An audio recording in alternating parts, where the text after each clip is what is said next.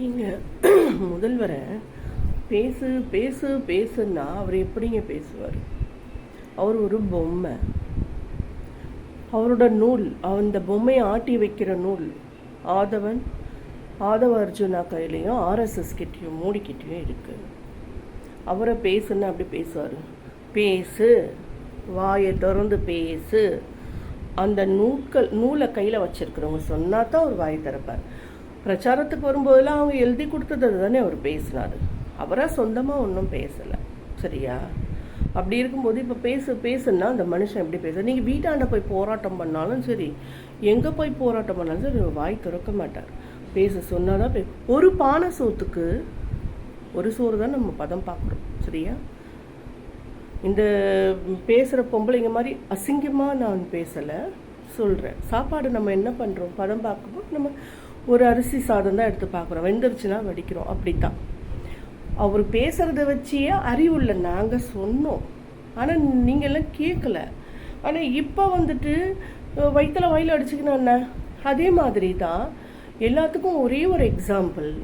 அவனுங்களா பாட்டில் உடைச்சி, அவனுங்களே மண்டையில் அடித்து, அவனுங்களே எல்லாம் பண்ணிக்கிட்டு திமுக மேலே பழி போட்டானுங்க. அது பச்சையாக வந்து நம்ம நியூஸ்லலாம் பார்த்தோம். இப்போ நடக்கிற எல்லா விஷயத்தையுமே, அதாவது திமுகன்றது அடியோடு இல்லாமல் அடிக்கணுன்றது தான் அவங்களோட கொள்கை. எவ்வளோ அருமையான கொள்கை பாருங்கள். அவங்களோட என்ன சொல்கிறது, அவங்களோட எல்லா முயற்சிகளும் அதுக்கு மட்டும்தான் நடக்குது. அப்போது அந்த அவனுங்களே பாட்டில் அடித்து, அவனுங்களே திமுக மேலே பழி போட்ட மாதிரி இப்போ நடக்கிற எல்லா பிரச்சனைக்கும் இந்த நூல் வச்சு ஆட்டுறவனுங்க பண்ணிட்டு அவங்க மேலே பழி போட்டுட்ருக்காங்க. ஏதோ ஒரு பையன் கோபத்தில் மக்களோட வேதனை தாங்காமல் திட்டினான்றதுக்காக அரெஸ்ட் பண்ண அறிவுக்கெட்ட முண்டங்க இந்த அணில் குஞ்சுங்க எவ்வளோ பச்சையாக பேசுதுங்க ஒரு பெண்களை தான். அதை மட்டும் ஏன் அவங்க கேட்க மாட்டேங்கிறாங்க? ஏன் திமுகவில் இருக்கிறவங்க போய் கம்ப்ளைண்ட் கொடுத்து கூட அதை தூக்கி குப்பையில் போட்டாங்க.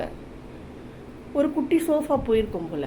யார் வந்து அவங்களுக்கு ஆதரவாக பேசுகிறாங்களோ அவங்களுக்கு மட்டும்தான் இங்கே மரியாதை இருக்குது. தப்பை தட்டி கேட்குறவங்க யாரும் நிம்மதியாக இருக்க முடியாதுன்ற மாதிரி ஆயிப்போச்சு. இன்னும் கொஞ்ச நாளில் பான் பராக்கு நாத்தும் கண்டிப்பாக இங்கே அடிக்க இந்திக்காரனுங்கெல்லாம் மிரட்ட ஆரம்பிச்சிட்டானுங்க நம்மளை எல்லாரையும். தெரியுமா? பாருங்கள், நியூஸ் பாருங்கள். இனிமேல் நம்ம நிம்மதியாக வாழ முடியாது. இந்த ஆட்சி கலைஞ்சா மட்டும்தான் விடிவு காலம் உண்டு.